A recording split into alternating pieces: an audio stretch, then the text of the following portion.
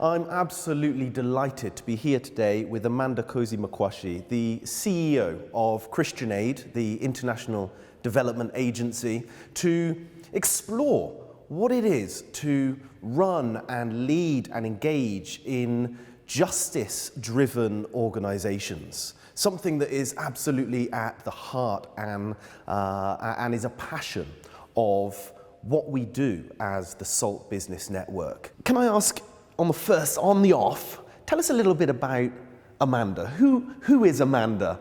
And then tell us a little bit more about Christian Aid as an organization. Who is Amanda? Well, this is me.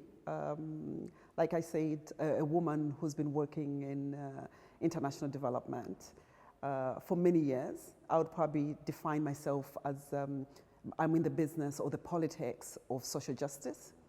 I think everything that I've done in my career up until now has been leading me to a path where I think I have to bring my convictions into play in terms of the world is currently not in the right place. There are far too many people, millions of people who are out there who are living in suffering and situations of poverty. So the Amanda that I bring is an Amanda who is quite simple, really. Simple in the sense that I see the world from a very Christian, very faith perspective, right? So I always say to people, I'm a woman of faith, but I'm also a Black woman of faith. And within that, I'm an African Black woman of faith. And every single one of those labels comes with its own opportunities, but it also comes with its own baggage that I have to navigate as I interact at different levels and with different people. And I'm hoping that the experience that people have of me is an experience that comes with that enrichment that comes from all those different labels. And when they come together, then what I present hopefully is a human being who is concerned for the well-being of others, apart from just myself.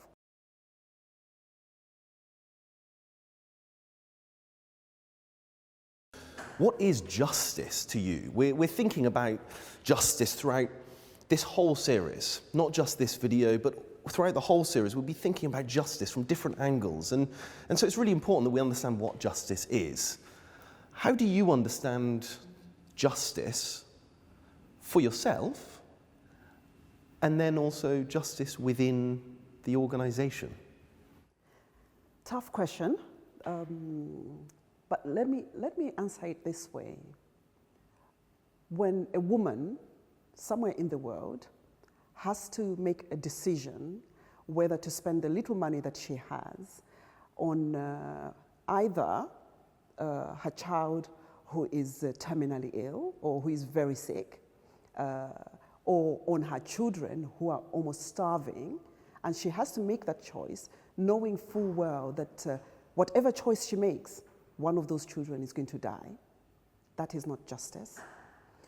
When you meet people, the Rohingya in Bangladesh, in the camps, you see the situation they're in, you try to understand the reasons why they're in that situation, displaced, ignored by communities around them. That is not justice. When the religious institutions are at the heart of some of the worst violence and conflict that we have experienced in our generation, when they continue to invest in fossil fuels, knowing full well that the impact of climate change is on the poorest in our communities, and it leaves havoc and devastation, that is not justice. And so, to answer your question, what is justice then? I think for me, justice is a recognition of things that are wrong in terms of the relationships that human beings have with each other as well as with the planet. That's one. Secondly, justice is about not just recognizing that, understanding it and trying to change it in terms of redress So dealing with the wrongs of the past, but it's going beyond that.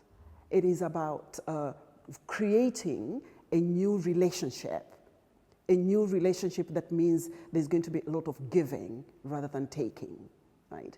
And when it comes to Christian Aid, the work that we do when we talk about justice has to go, I guess, beyond just our human understanding of what justice is. I think we have to go back to what does our scripture tell us about justice? What would God have us do? And so it's not just good enough. Jesus didn't just go out and give people food and give them healing. He restored the very essence of the humanity. And I think that's what justice is about. The second part of your question is more about internally in terms of the organization. I think that, the things that we can do in our understanding of justice sometimes are very simple things and sometimes are difficult that can inform the lived experiences of members of staff in terms of what justice looks like. So in Christian Aid, we say that our core values are dignity, justice, equality, and love. My question to our human resources team is always, okay, how does this translate into our performance management, into how we relate to each other? Can you break it down for us in bite sizes?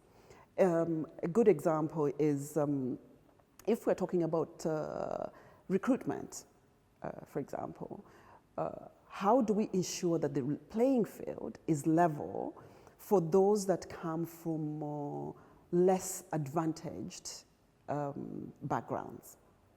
Simple things. For some of the policies that we might have, they work well if you come from a privileged background, because in terms of what it costs you to work in an organization, you don't really have to think much because you've been cushioned as you've been growing up. Whereas if you are the breadwinner, you're the first person to actually finish university, come through school, you're getting, and you've got 3, 4, 5 siblings behind you that you're going to try and support. Then something as simple as, let's buy Christmas presents for each other. Okay, for you, for one person, £5 is really nothing. For you, it makes a difference between the bus fare that you're going to give your young sibling to actually get from home to school. And that is not just in developing countries. That affects us even here. So if we're going to have a level playing field, we have to think about the very small things. Let me finish by, I hope I can quote this properly, but I think it was Eleanor Roosevelt who said, was it? Oh, maybe it was not, but fantastic. We'll look it up. And please, yes. That when she was talking about human rights, yes, of course, it was Eleanor, she was talking about human rights, and she said, unless these have meaning in the small places, in the home, they'll have meaning nowhere else.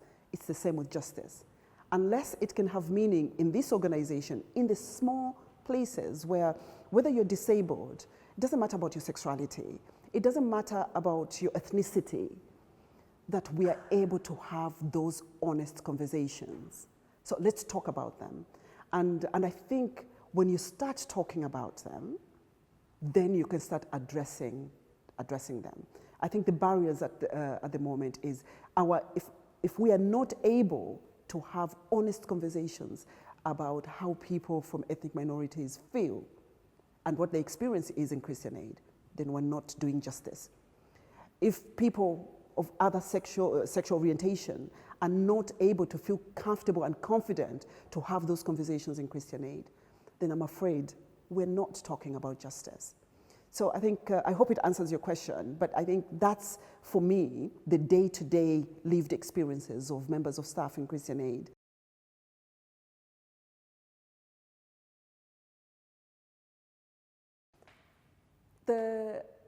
I think sometimes when you read the Bible in its almost totality, look at what's happening in the Old Testament and look what's happening in the New Testament.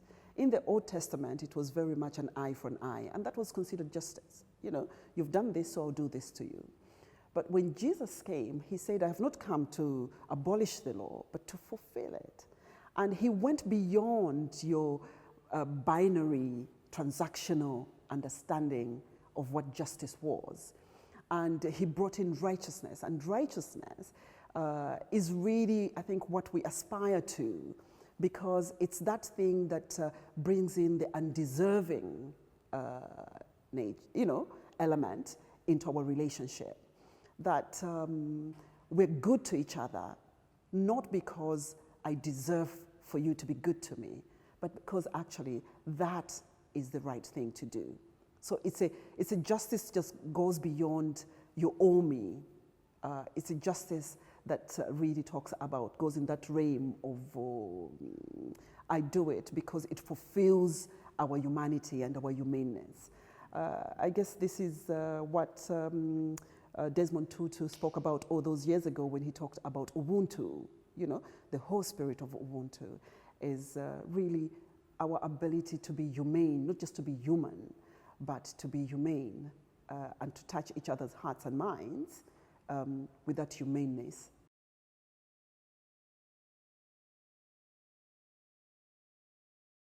Let's take a little turn of tack towards some more of the SDGs and more of this, your leadership in action, because I'm blown away by this image of Christ as a leader, and you very clearly taking and learning from the person of Jesus and working that out in your day-to-day.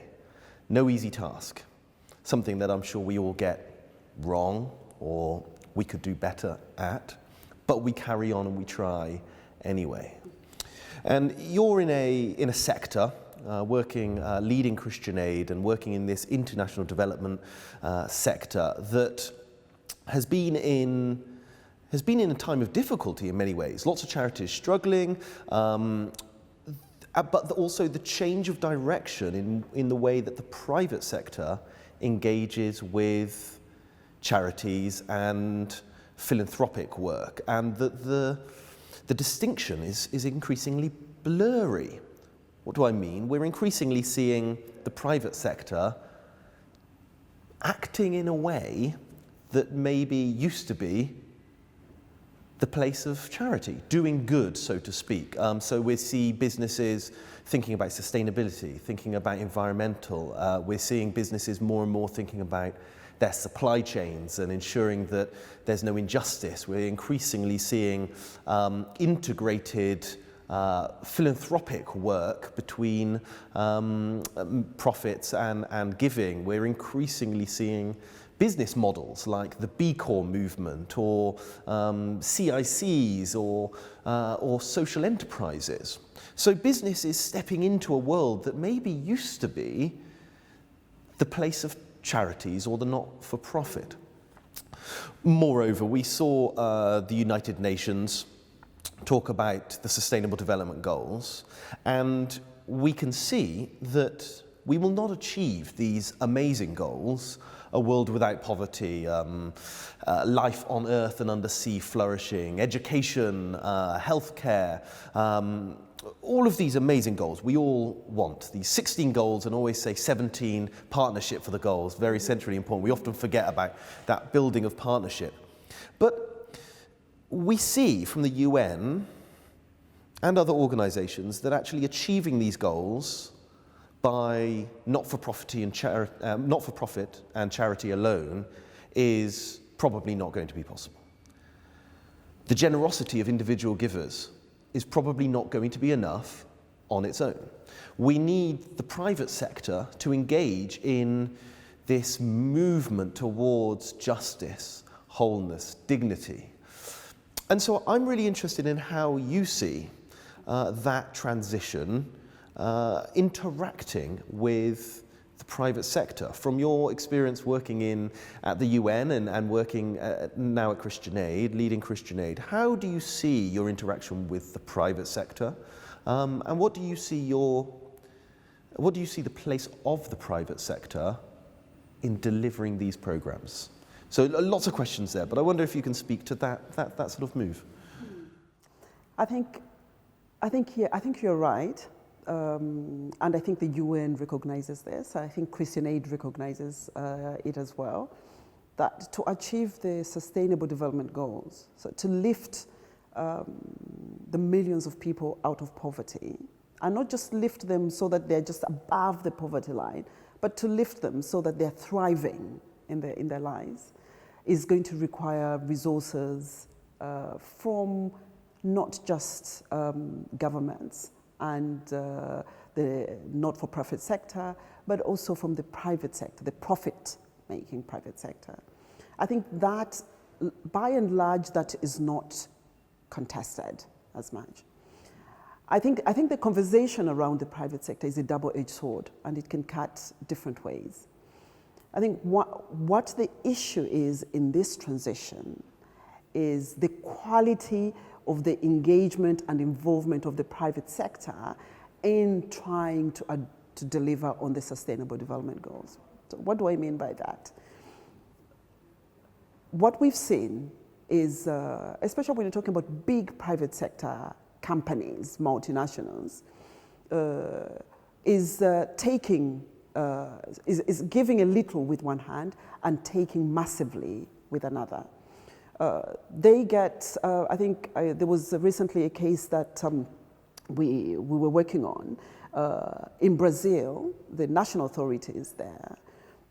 There's a report that came out where they were saying that, you know, the Brazilian government gave $9 billion worth of incentives, tax incentives, to a multinational company. Okay, that's public money, that's public resource. But when you then try to interrogate what are the social returns on public investments, to the public, it's very little. In fact, it's negative social returns because it is an exploitation of the natural resources. So an attack on the Amazon forest, displacement of indigenous communities and peasant farmers, and fossil fuels being extracted. So if you look at that equation in terms of the private sector, what I always say to colleagues is that a private company would not have given that much investment without securing enough benefits that are coming back in terms of the bottom line, profit. Right? So why is it that the public should pay for the private sector to flourish when there are no social returns? That's one example. And we see this especially with the big private sector companies in quite a number of countries. Secondly, the whole conversation around, let's say again, taxation. When you look at how much, for example, resource is going through development aid, right? And then you look at illicit financial flows, the capital flows that are coming out of developing countries. They're billions more than what is going in. Again, there's injustice in those threads. So when you ask me about the role of the private sector and the transition, for me, I think that, yes, we are seeing more and more private sector bodies talking about engaging with the Sustainable Development Goals, trying to address the issue of poverty, but it can't be just about philanthropy. Okay? The question is, where are you getting the money for philanthropy in the first place? How are you getting that money, right? And if that process of your income means that it's founded on injustice in terms of the systems, the economic systems and structures, then I'm sorry, that's not the type of just businesses that we want to see. We want to see businesses that will actually respect human rights, right? So when we talk about decent jobs, we want real decent jobs, not the casualization of labor, where you have a big company coming in and they say, you know, we're going to employ many people, but actually it's all casual labor, no pension, no health care, no security, nothing, right? It leaves communities in situations of poverty and vulnerability and risk. And that's here, UK, as much as it is anywhere else as well, that we need companies that are engaging in this type of just practice. Absolutely, absolutely. I think that if we go sort of rewind back to, as far as I'm concerned, and I think as far as Christian Aid is concerned, all humans are created equal. They're deserving of that dignity. And so this is what I was saying, that, what is right here in terms of human rights should be right elsewhere. My challenge is when I see a company that is registered as a British company operating in such a way when they go to a developing country, in such a way that is absolutely abhorrent and would never be accepted here. I think that is not accepted. But I move away from some of the things that I wanted to say because I don't want to sound that there is no hope, therefore, nor a place for the private sector. I think there is a place for the private sector. I think we have to look at domestic private sector, create that tax regime, operating environment, understanding of what does a good business that is just and that respects human rights look like? How does it treat its staff, its employees? How does it treat the differentiation and diversity of its employees? And how does it contribute legitimately to the revenue of the country so that governments in turn are able to actually provide those public essential services that communities need? I think, lastly, I think one of the things that I wanted to say around this is we want businesses that are not only just, but that that create an environment where communities can exploit the markets, not the markets exploit communities, right? And what we see at the moment is the other way around. It's in the name of the markets, communities are exploited. No, we want communities, individuals. In Kenya, we've got the honey hubs that we work on with communities, building their capacity so that they can leverage and take opportunities that the markets provide, so that their own capacity and resilience is developed and it's built, and they can stand in dignity and say, I can look after myself. And we move from hand up to handshakes. That's where we want to be. So I think I welcome, and I said this, I think, when I was speaking at the IMF, I really welcome conversations with the private sector. But the private sector that is only focused on power and wealth, I'm afraid that is yesterday's story, right? I think the future, in terms of what we're seeing in terms of planet, in terms of people, is a future that needs the private sector to really step up. The same way that as Christian Aid, we're challenging the churches and faith institutions in terms of their practices, the private sector needs to challenge itself and its peers and other businesses in the bad practices that they have. And I think it's time that they really started delivering on those social returns to the public.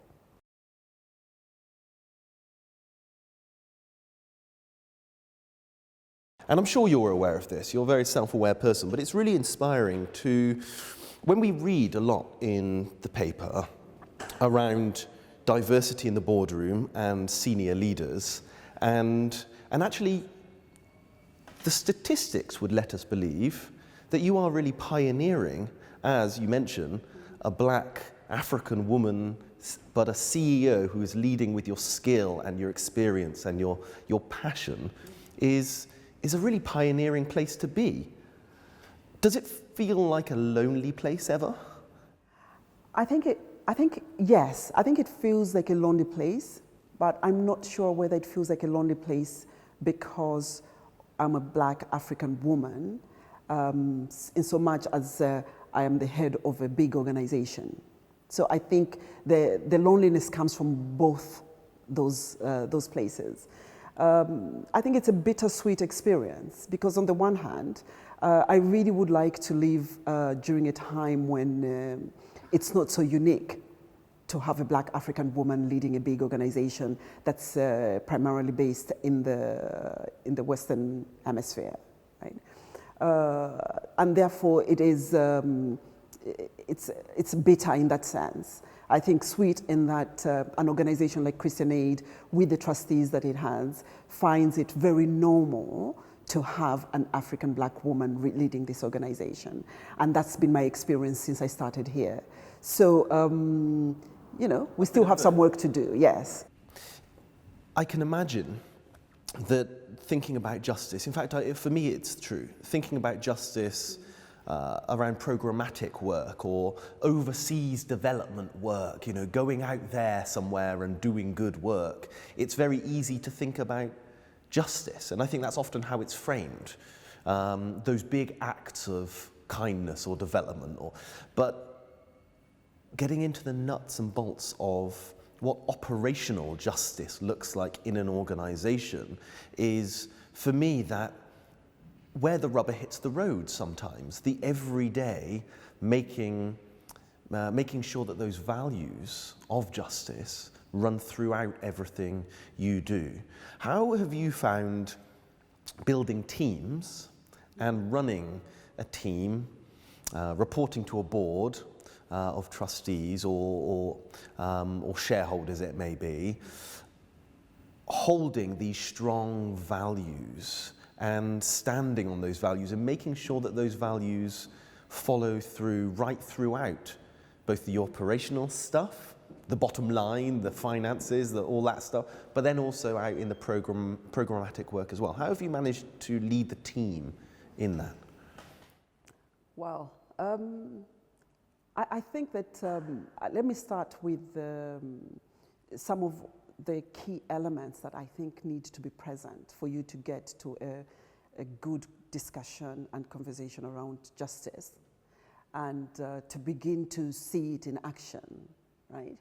For me, it starts from a premise with my leadership team where the values of Christian Aid, so when we talk about dignity, right, what does that actually mean?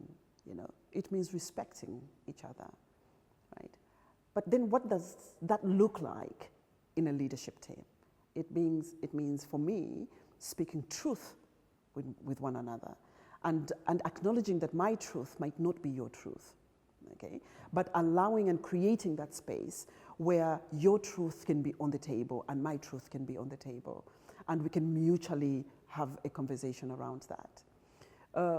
Because I think if you build that as you work together, that suggests that you respect each other's truths and you therefore respect each other. Then you can genuinely listen to what is this truth. So as a woman, I might go through different phases of womanhood in my life. I would like to believe that I can have a good conversation with my leadership team about that experience, because once they understand that, then what is just in their dealings with me will take into account what that experience is and how it affects how I work with them, okay? Now that, you can extrapolate that and take it into different team areas of team working. I think that it's very difficult to jump from just let's do team building and work together to let's have a lived experience of what justice looks like, right?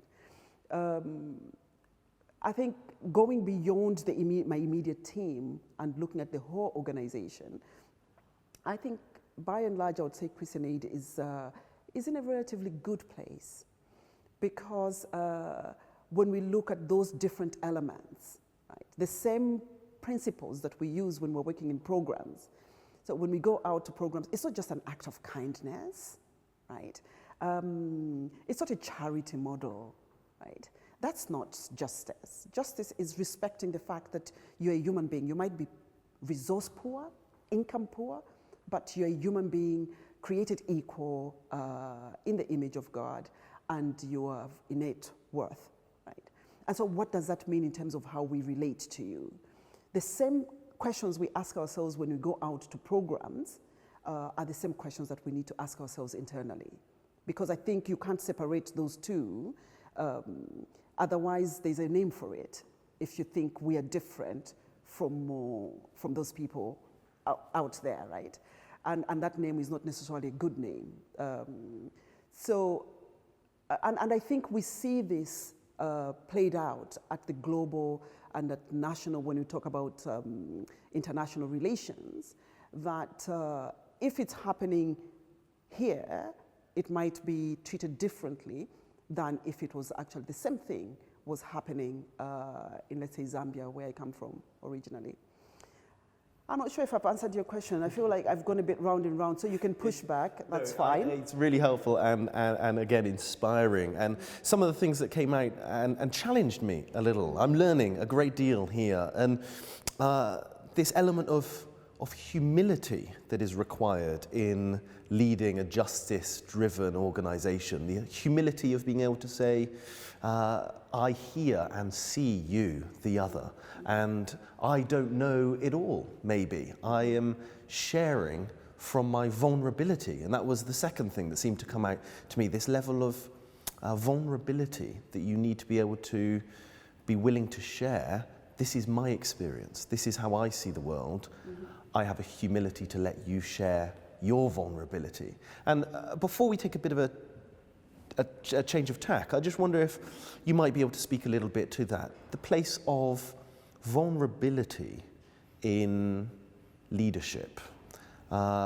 Is there a place for vulnerability? Certainly amongst the stereotypical image of the alpha male CEO type of figure who is never vulnerable and is sort of hard-hitting, and we know that that's outdated and unhelpful. But where does vulnerability sit in your understanding of leadership? Is there a place for vulnerability in leadership? I think that leadership is vulnerability. I think is there a place for anything else? Is how I would come at it. You are vulnerable as a person. You're vulnerable as a leader. You're exposed to so many things, right? That's my experience. How do you turn that vulnerability into strength? How do you turn it into something that is not a negative and bad, but something that is human and shares common values with others? I think that's, for me, the question, and I think that's what we lack at the moment, because this sense that there's no vulnerability is just one big mask that people wear, and sort of puts a distance. It's a fence that puts a distance between you as a leader and people that you're leading. And I think for me, it's really important that the people that I'm leading build their confidence on me based on my ability to deliver our shared vision and agenda, not because I feel vulnerable or not feel vulnerable. So I think vulnerability is good because it helps me to check myself when I become too arrogant and thinking that I know everything and I can do everything by myself. So it's a good check for any leader. I think vulnerability, as long as it doesn't get you into a position of paralysis, that it robs you of your resilience, it robs you of your thought process, your ability to engage with people. To the contrary, I think that there's a place where you can share your vulnerability with your staff, and there's a place where you are vulnerable and weak, they could be strong and actually lift you up as a leader, and then you need to find those spaces and those times when you need to be strong for their benefit so that you can lift them up. But it's a mutual relationship, and it's not a one-way street. You can't walk it alone. So I try not to look at that kind of vulnerability as a negative, because I guess in my work, I have seen what, not emotional vulnerability, but what resource vulnerability looks like. You know, when you visit places in Ethiopia, when you visit places in Colombia, when you visit places in Nigeria, you see what resource vulnerability looks like. And that is a whole different ballgame that you're talking about. So no, I don't think that vulnerability is necessarily a negative thing in a leader.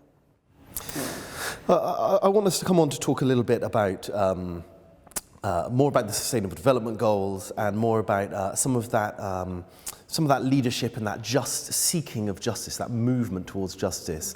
But since we've been talking a lot about leadership,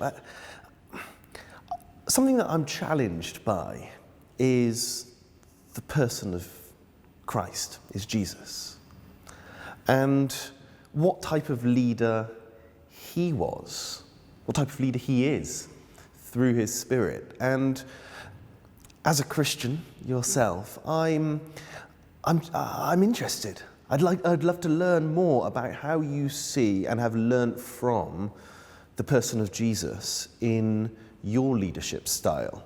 Let me phrase it slightly differently. If Jesus were a CEO, what character traits do you think would make him successful in that role? Wow. It's unfair of me to ask you that. Yeah, well, Jesus, I hope you're listening. 2 parts. I think the more I read about the life of Jesus Christ, the more I realize how far away I am on the journey to trying to emulate anything that he did and that he was, right?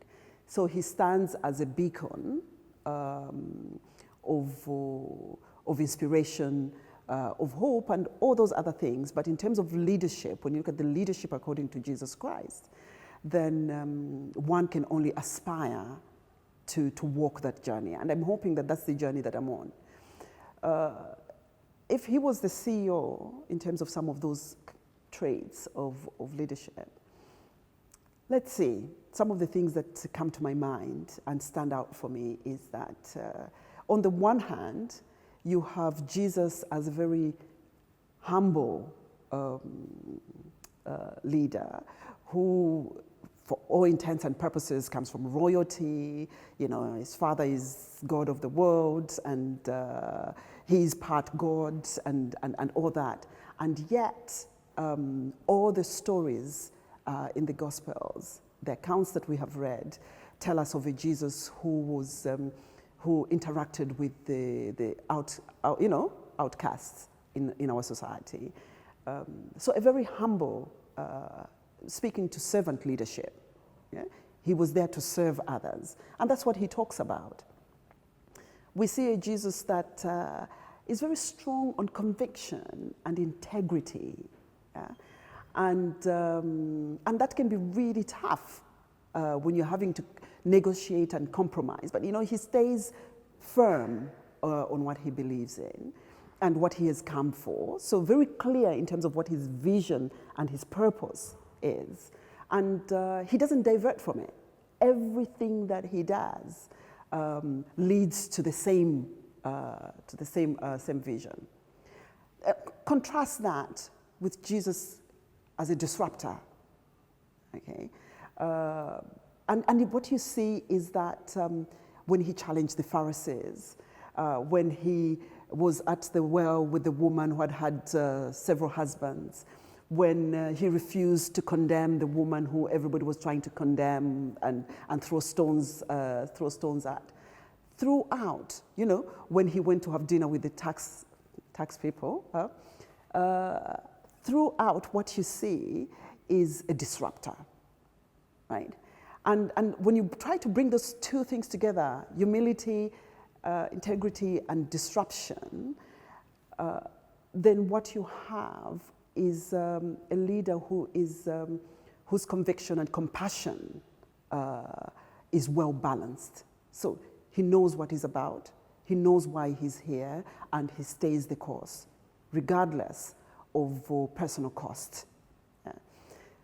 What kind of CEO would that make him? I wonder, would he have been at the Extinction Rebellion march? To be quite an interesting one. Would he have been a CEO who would have been there? Would he have been a CEO that was on the streets demonstrating? Would he have been a CEO that made tough choices, but still brought everybody with him? I think he would have been a CEO of integrity, which means that he would probably not be pursuing the money or running after the money, any money that comes. Perhaps really looking and thinking, is this going to help me and our purpose? I would have loved to have him as a CEO, but I think that it wouldn't have been all just love. I think it would have been tough love. And as Christians, we don't like to talk about the toughness of Jesus Christ, right? We like to talk about the love, but I think he would have been tough. And that combination of tough love is what we probably need to emulate. So have your convictions, but bring it together with compassion. And I think when those two come together, then you can stand on integrity, on your values, and still deal with other people in a very human and achieve the justice that we need. Although he went far beyond justice to righteousness.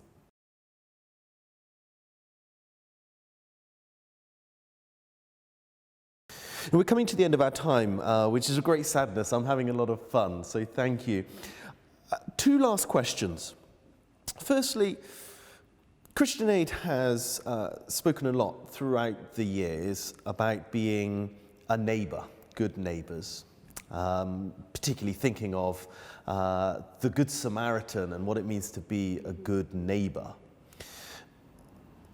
What do you, when you think about the Good Samaritan, that story that many of us will know, there's this chap who finds himself beaten at the side of the road, and as he lays there on the side of the road, robbed of his money and his donkey or whatever, and the people one would expect to help walk by. And then we have the Samaritan, who is from a different cultural background, a different part of the country, has different worldviews. The one you wouldn't expect to stop, stops, bends down, picks up, and brings back to wholeness. And we think a lot about what it means to be a good Samaritan. When you think about your work and leading this extraordinary organization, how do you live out the process of being the Good Samaritan? Is that something you think about in the way you do your job and your work? Wow. Is that something I think about? I think maybe the short answer is not necessarily that I consciously think about being the Good Samaritan, but that the work we do demands of us to ask ourselves those difficult questions. Because that particular story in the Bible of the Good Samaritan has got some disturbing-ish things, elements in there. And normally we talk about the story of the Good Samaritan we focus on the Good Samaritan, right? But as you rightly said, he was beaten up, his possessions, his clothes, his donkey, everything taken away from him. A priest passed by and crossed the road and walked the other way. A Levite passed by and walked the other way. Now, these two characters symbolize for me, they represent comfort, security, safety, the things that you know. These are institutions for me, they represent institutions that should look out for you because that's what they were set up to do. That's what priests were set up to do, to be there for you, to reach out, right? That's what governments are there to do. They're there to make sure that you don't have homeless people sleeping on the streets, right? They're there to make sure that you have your access to health, to education, you have shelter, you have food, right? And yet, what we see in many countries is governments doing what the priest in that story does, stepping aside and crossing the road. And so what you have is you've got organizations, non-government organizations like ourselves and thousands others stepping into that gap, right? We come in and do some of those things that governments really were set up to do, right? Now, are we being good Samaritans? Maybe that's what it means. Other institutions, you look at the Levite for me represents an entire people, right? If I gave the example of what's happening again I was in Nigeria, went to the northeast, and I looked at the northerners, and then I went to Abuja, so I went to Maiduguri, saw what was happening there, visited our camps and the work that we were doing, and then went to Abuja and I asked some Nigerian colleagues, why isn't the rest of the country talking about this issue? And it's almost like there was a silence, right? Now, I'm giving Nigeria as an example, but I could give Bangladesh, I could give Myanmar, I could go around the world and just pick up different countries. Examples of the Levite representing an entire community of people that choose to ignore the destitution and devastation that other communities are experiencing. Again, there's a gap in there.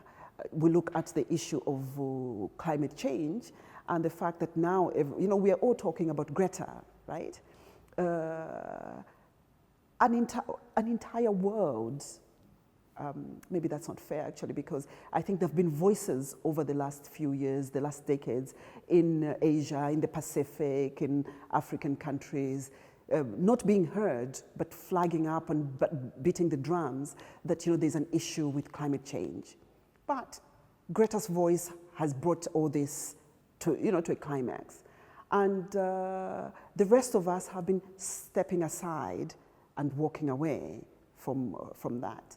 And I think for Christian Aid, I would like to believe that the traits of the Good Samaritan are implicit and inherent in our DNA. That's what we do. And it's not just going into humanitarian space in the hardest to reach areas where others don't want to go, getting to those that are living in the poorest of communities, experiencing injustices. I was recently in Colombia talking to human rights defenders. I know that even when it's really tough, we're standing side by side with those human rights defenders and speaking out. So we are amplifying their voices in different places. Last Christmas, we were challenging the UK government on the fact that they were selling arms to Saudi Arabia, those arms that were being used by Saudi Arabia in Yemen. That's the injustice that we're challenging. And so for me, the Good Samaritan represents an ideal that says, don't look away when injustice is happening. And I think that's who we are. Now, let me leave you with this, because the priest and the Levite, those were the people that you expect. You expect government to do that, right? You expect the international community to do certain things. And the Good Samaritan, you could argue, you wouldn't expect that Good Samaritan to come and do that. Wouldn't it be great if the private sector could be the Good Samaritan for those communities so that they can really surprise? We can all be surprised and say, we didn't expect that of the private sector. That would be a change in how we're looking and addressing issues of sustainable development goals, right? And I'm sure that it would win them hearts and minds if they did that. What a challenge. What a challenge. I was going to ask you, what challenge would you give to us all? And I think it's right there. To bend down at the side of the road, whatever that might be, step out of our lane, our lane of expectation, and into the place where we can be the Good Samaritan. And what a different world, what a different society that would look like if we broke the norm, challenged the status quo. Well, Amanda, thank you so much for spending time with us and sharing your experience, your journey, and God bless you on your leadership. I certainly have learnt from you today. I'm sure we will have all learnt from you today. So thank you so much. Thank you, Sam.